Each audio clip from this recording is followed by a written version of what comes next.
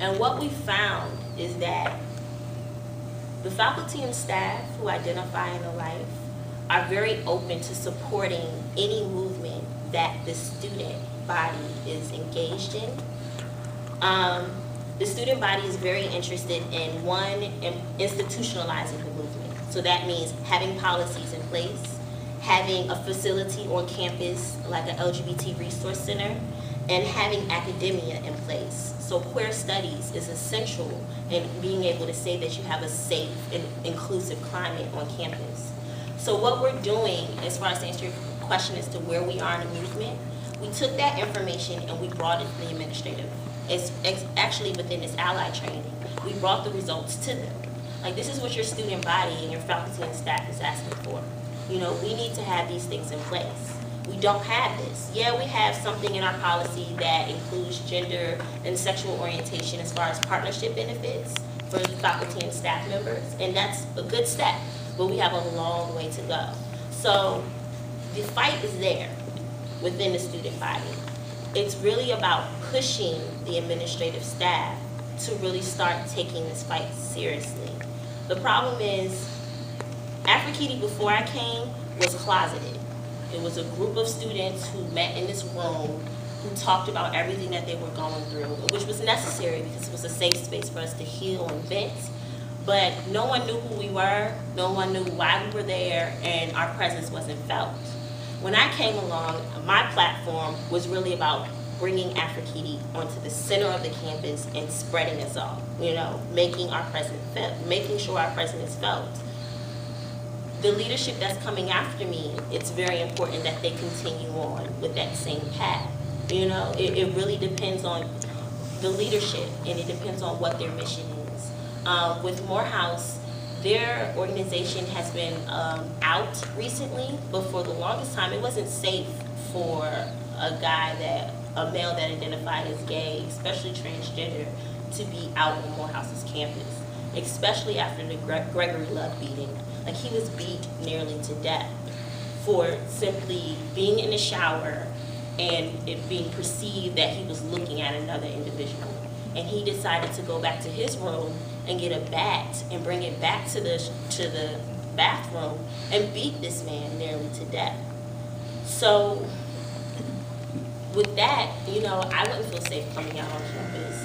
And when you fear in your life, the movement is a secondary, you know, privilege or priority.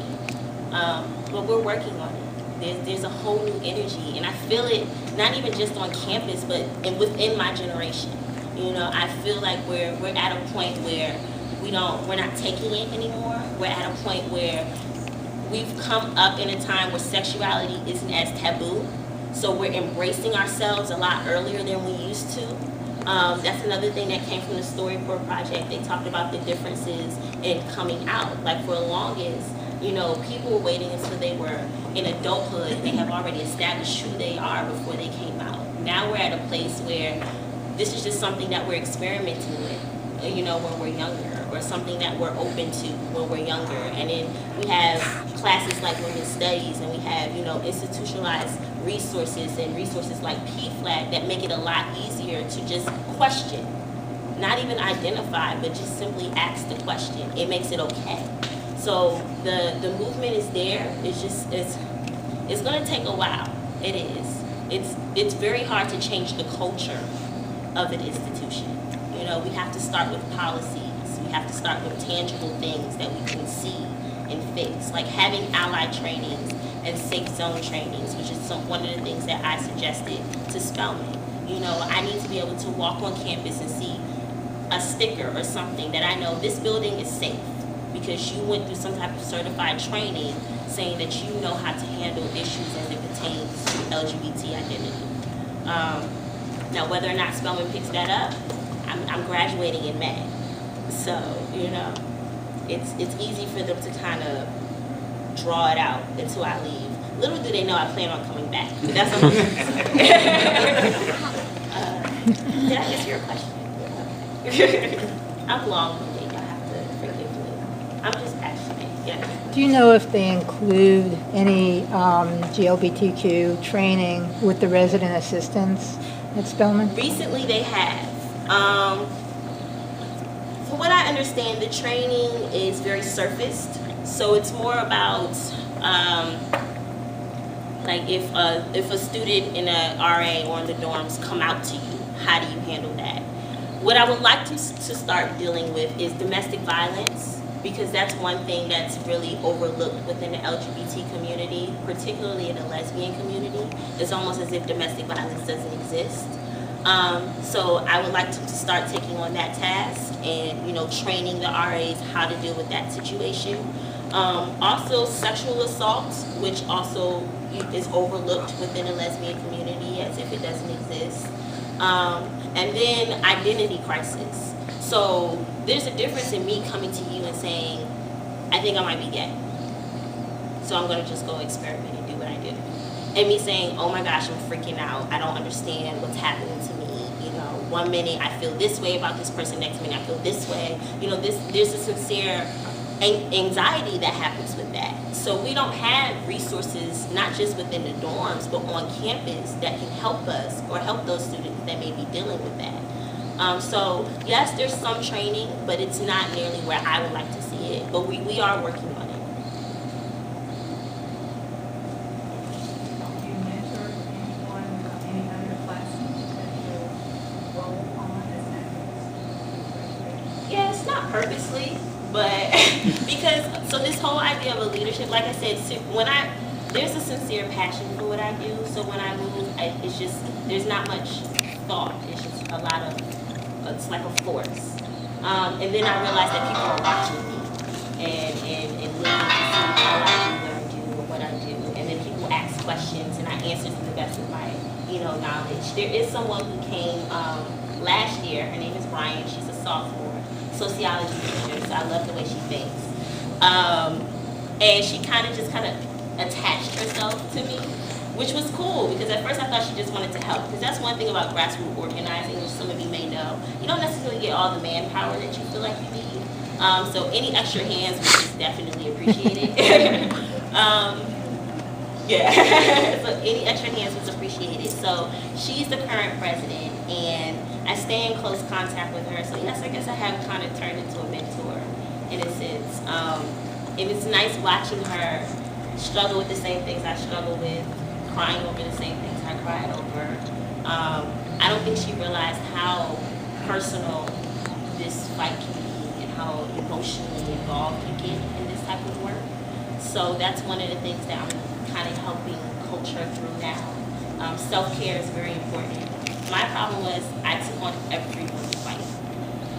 And sometimes, and the people, I was blessed to have people around me who said, okay, that's not your fight to fight, you know, you have to pass it on to the next person.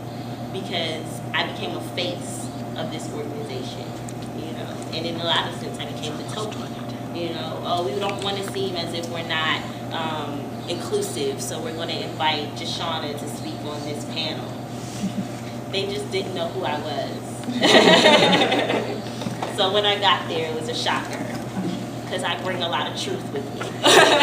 But, so yeah, Ryan, she has that about her too. She's able to identify when the purpose is really to help individuals and be there, or when the purpose is really just to present or play as if we're for the cause. So yeah, I'm really excited about Ryan. I love her. I'm just so proud. I feel like a proud mama. And we have time for one more question. Anybody has one?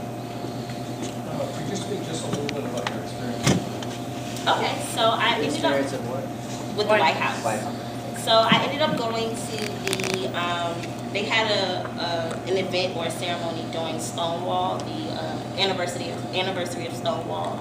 And HRC, the Human Rights Campaign out of DC, and the National Black Justice Coalition had this initiative to make sure that HBCUs were represented at this ceremony.